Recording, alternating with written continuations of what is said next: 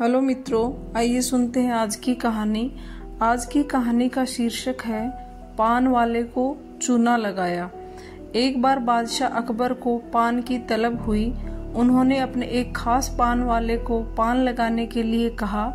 उसने पान बनाकर बादशाह को दे दिया। बादशाह ने चुपचाप पान खाया और उस पान वाले को अगले दिन आधा किलो चूना दरबार में लेकर आने को कहा। वह नहीं जानता था कि बादशाह ने उसे ऐसा क्यों कहा। वह व्यक्ति चुपचाप चूना लेने बाजार चला गया। उसने दुकानदार से आधा किलो चूना मांगा। दुकानदार ने उससे पूछा कि इतना चूना क्यों खरीद रहे हो। उसने बताया कि किस तरह बादशाह अकबर ने उससे चूना मंगवाया है। दुकानदार को समझते देर न लगी कि कुछ तो गड़बड़ है। उसने पान वाले को समझाया कि दरबार में चूना लेकर जाने से पहले बहुत सारा घी पीकर जाना।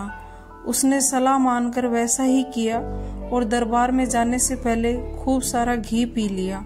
दरबार में पहुंचने पर बादशाह ने उसे सारा चूना खाने को कहा। वह हैरान रह गया, उसे उम्मीद नहीं थी। बादशाह ने उसे चूना इसलिए मंगवाया था, लेकिन वह तो इसके लिए तैयार था, इसलिए उसने सारा चूना खा लिया। इसके बावजूद उसे कुछ नहीं हुआ, तो बादशाह ने उससे कारण जानना चाहा। उसने अपनी और दुकानदार की बातचीत के बारे में बादशाह को बता दिया। अब बादशाह उस व्यक्ति से मिलने को उतावले हो रहे थे जिसने उनके मन की बात को पहले ही जान लिया था। बादशाह ने हुक्म दिया कि उस दुकानदार को अगले दिन दरबार में हाजिर किया जाए। अगले दिन उस दुकानदार को दरबार में लाया गया। बादशाह ने उससे पूछा कि वह उनके मन की बात को कैसे पहले ही समझ गया। तब दुकानदार ने कहा, हुजूर, जब ये आदमी मेरे पास चूना खरीदने आया था तो मैंने इससे पूछा कि इतने चूने का क्या करोगे। मुझे इसने बताया कि इसने आपको पान बनाकर खिलाया था और फिर आपने उसे चूना लाने को कहा। तब मुझे समझते देर न लगी कि जरूर गलती से इसने पान में चूना थोड़ा ज्यादा लगा दिया होगा, जिससे बादशाह के मुंह में छाले हो गए होंगे और इसी का एहसास करवाने के लिए आपने इससे चूना मंगवाया।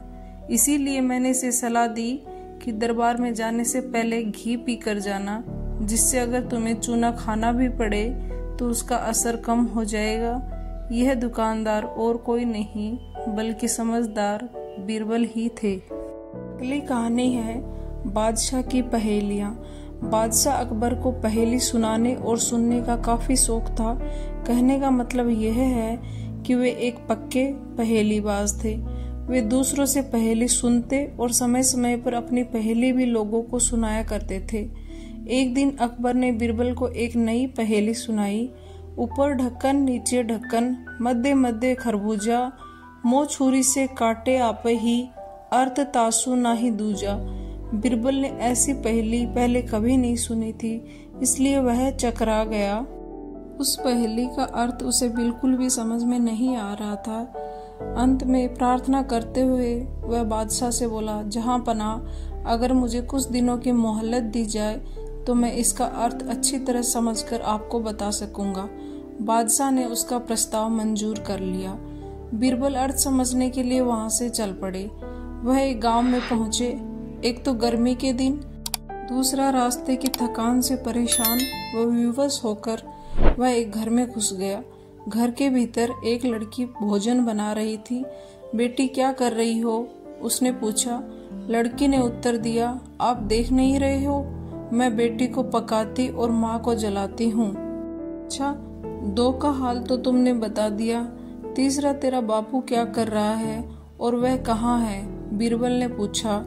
वह मिट्टी में मिट्टी मिला रहे हैं, लड़की ने जवाब दिया। इस जवाब को सुनकर बीरबल ने फिर पूछा, तेरी माँ क्या कर रही है? एक को दो कर रही है, लड़की ने कहा। बीरबल को लड़की से ऐसी आशा बिल्कुल भी नहीं थी, परंतु वह ऐसी पंडिता निकलेगी कि उसके उत्तर से वह एकदम आश्चर्यचकित रह जाएगा, ये भी उसने अनुमान। इसी दौरान लड़की के माता पिता भी आ पहुंचे। बीरबल ने उनसे सारा समाचार कह सुनाया। लड़की का पिता बोला, मेरी लड़की ने आपको बिल्कुल ठीक ठीक उत्तर दिए हैं। अरहर की दाल अरहर की सूखी लकड़ी से पक रही है। पहले प्रश्न का उत्तर यह है। दूसरे का उत्तर यह है कि मैं अपनी बिरादरी का एक मुर्दा जलाने गया था, अर्थात मिट्टी को मिट्टी में मिलाने गया था, और मेरी पत्नी पड़ोस में मसूर की दाल दल रही थी। इसका मतलब है मेरी पत्नी 1 से 2 कर रही थी। बीरबल लड़की की पहेली भरी बातों से बहुत ही खुश हुआ। उसने सोचा शायद यहाँ बादशाह की पहेली का भेद भी खुल जाए, इसलिए लड़की के पिता से बादशाह द्वारा पूछी गई पहेली का अर्थ पूछा।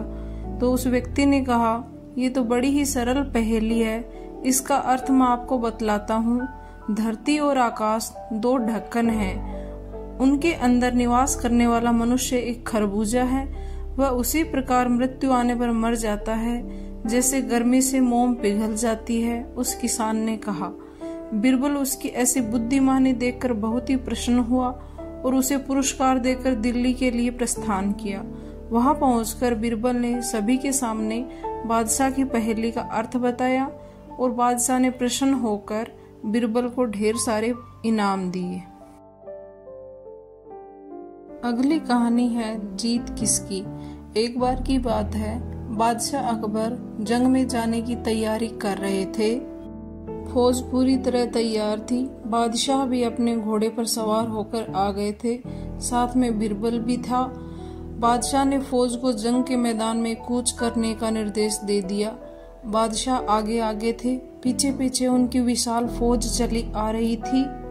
तभी रास्ते में बादशाह को जिज्ञासा हुई और उन्होंने बीरबल से पूछा, क्या तुम बता सकते हो कि जंग में जीत किसकी होगी?